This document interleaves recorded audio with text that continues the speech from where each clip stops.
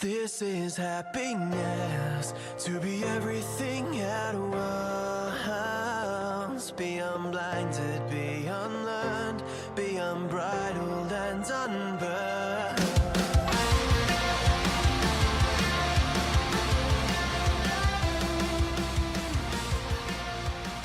Hey guys, welcome back to a brand new episode of Mood Prep. My name is Dave Nixon, and well, today I suppose we're going to take a little bit more of a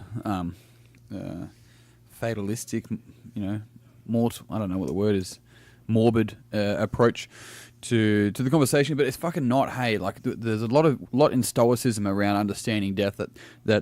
Our ability to truly understand death actually allows us to live. Those that understand death the most live the most.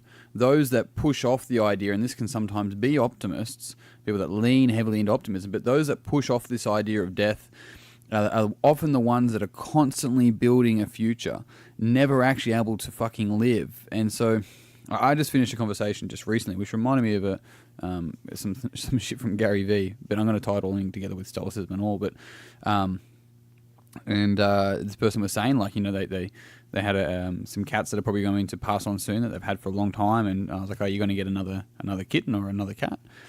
They're like, "No, I want to go travel." And this person's late 40s, suddenly coming on to 50. They go, "I don't want to wait till I retire to go do that sort of stuff." And she's like, "I have people at work. Like last year, she had a number of people that were in a similar age bracket to her that died, and so what that meant for her was like." I don't want to do that. I don't want to die at this age, or if I do, I don't want to have things left there that I wanted to do. I want to just go fucking do those things and live in France for a year or whatever it was for her. And the powerful thing, the really, really, truly powerful thing behind this is really allowing us to grasp this understanding that we're going to die. And this is something, and I spoke to this about my partner just recently, death, around that concept, and I'm like, I think about this probably every single day. And she's like, really, every day? I'm like, probably every single day that I think about this. And it's this like understanding that each person, and this is the morbid part, but the more that I can bring this into each and every single conversation, the more I can forget about everything that's not important and be present, right? That's the positive intention behind it. It's like I'm not constantly thinking about more and more and next time, I can just be present with it. The more I actually think about death and the more I realize that, let's say a friend of mine, like I look at them and I'm like, chances are you're either going to go to my funeral or I'm going to go to yours. That's the reality of the situation. And I have been to a few of my friends' funerals, and it's like, anyone that's been in that space, anyone just knows that it's just this empty, like it's so challenging. One of the best ways, and maybe it's worth doing a podcast on this, is talking about the grieving of death is like a wave. And there's a really good explanation of it. I'll bring it up on another podcast, but that absence, that emptiness allows us to see life. It allows us to look at this person's life and look at their love, look at their goals that they wanted, that they did do, the way that they just didn't care. That's what we really often admire in people when we witness the passing of somebody, is it's like that fucking person just didn't care. They just did what they fucking wanted. And we admire that, and we admire things that we wish we would do or that we admire in ourselves, right? It's like, I fucking wish I had that strength. I wish I had that tenacity, which is, I do have that strength. I do have that tenacity. I have the ability to do that. What's holding me back? Because if you were given 6 months, you'd probably go tell the boss you don't like to eat a fucking dick and move on. Like, that's the reality of it. But no, I need this job because I need to pay for my mortgage, because I need to make sure I can pay for my kids' school that aren't born yet, so that I can make sure that they're going to have a good life, and then so on. I can just teach them the same thing about a white picket fence and so on and so forth. I'm not saying don't do that. I'm saying that the things that you struggle with, if you don't sort that fucking shit out, the next generation are going to have to. See, that's the reality of it, is that people often, the way they talk to themselves, the way they perceive reality, they pass on those lessons to children. They pass them on to their nephews, their nieces, to people watching them in younger in business, whoever it is, right? And they watch that. They don't just listen, they fucking watch. And it's this whole idea of, don't do what I do, do what I say, is wrong. Because that's a dictatorship for one, but two, it means that you're not actually. It's hard to believe because not even you believe it. Because if you believed it, surely you would do it, right? And so this is the beauty of understanding that we're gonna die, and that was a response from Gary Vee. Some chick saw him get into a car and said, "Quick, give me some motivation," or something along those lines. It's a video on YouTube or Facebook, probably. You can probably find it. And he just goes, "You're gonna die." He's like, grasp that concept. Grasp the concept that at some stage you're going to stop living this human experience. We don't know what happens next. People can believe and we can go into it, and science hasn't really figured it out yet, whether it will or not, who knows. The shamans both in Amazon, maybe they have a bit of a better idea, but either way, all that shit aside, at some point your human experience is going to end.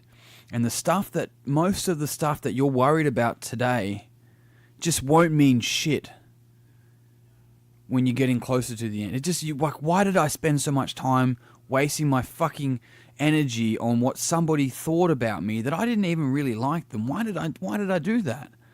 And the answers will show up because you want to know the answers at that point.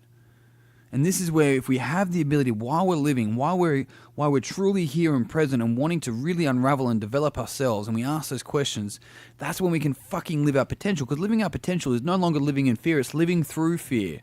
And that's a big distinction. Living our potential is living through fear. It's not the absence of fear. It's being able to move through what we fear and understanding that we are more powerful than our fear, because our fear is just a fucking thought, right? And then an emotive state that comes with that. And this is why it's so powerful. This is why when we can really fucking integrate this and stop being so morbid around death's not morbid, it's just a passing. It's happened to billions of people. And things, and it just happens, and it's just going to happen at some point, and it's challenging, and it brings heartache, it does, for sure, but if we can stop just for a moment and understand it, and realize that we all go that end, we all have it, and the world fucking keeps moving on, hey, the world will just keep moving on afterwards, and if we can truly lean in and to be okay with that, then that's how we really build our life. When we stop living in fear of dying, because living in fear of dying is dying. Because we're not living. When we embrace the fact we're going to die, we can really start fucking just moving through the things that we fear the most to live our life based on our terms, not based out of fear of what other people think, not based out of fear of whether someone's going to like me or not, whether I'm going to be loved or not, right? All that shit's irrelevant. So many people are out here, and these are conversations that I have with people that are trying to get loved by someone else, but what they're really seeking is for themselves to just stop and love themselves, because we can only accept love up to the level that we love ourselves, and we deep down we know that. And we teach people how to treat us based on how we treat ourselves. And so the key message here is being able to just, more than anything, understand that death isn't there. Death isn't this bad thing. It's not necessarily the end, because I spoke to someone today on a coaching call around optimism and pessimism. And I think I mentioned it earlier in one of the podcasts this week. It's like optimists are the first to die, and it comes from, and I talked about a idea of those that be living in hope, but look at the brutal facts. It's actually called the Stockdale paradox, by the way. And so the whole idea there is that the optimists die first because we're going to be out of this concentration camp, right? It was about the Vietnam War. We're going to be out of this concentration camp. Viktor Frankl, by the way, talks about it as well in his book, Man's Search for Meaning. But we're going to be out by Christmas, and then Christmas comes and it goes. We're going to be out by Easter. Easter comes and it goes. We're going to be out by Thanksgiving. It comes and goes. And so the optimist just gets fucking like drained of this energy, and they lose all hope and they die, right? But it wasn't necessarily that the pessimists, right? It wasn't that the pessimists don't die either. That's not the point, because this is what we look at in our life, because we're not, well, technically we could be seen in a concentration camp if you want to use an analogy, but move away from that, right? The optimists here are always in the future. They're always best case scenario about the future, and they're very, very barely in the present, right? Worst case scenario people, right? The pessimists, though, they might live the longest, or should I say they die latest, but a lot of them never live. A lot of pessimists, a lot of perfectionists, their goals die with them, right? Because what's the point? Well, let me tell you what the point is. The point is to be able to live through your own fucking experience on your terms. To be able to step out of the matrix that we call this conceptualized reality, and be able to live the life that we want. And that's fucking brave. In today's world, that's fucking brave. I take my hat off and I tip my hat, or both of those things, to any person that's willing to move through their own fear, to enter the forest at the part that seems most darkest to them. Kudos to you. On that note, team, I'm done. Thank you very much for tuning in. If you haven't already, you know the drill. Jump on Facebook, search Mood Prep Online. Would love to have you in the conversation there.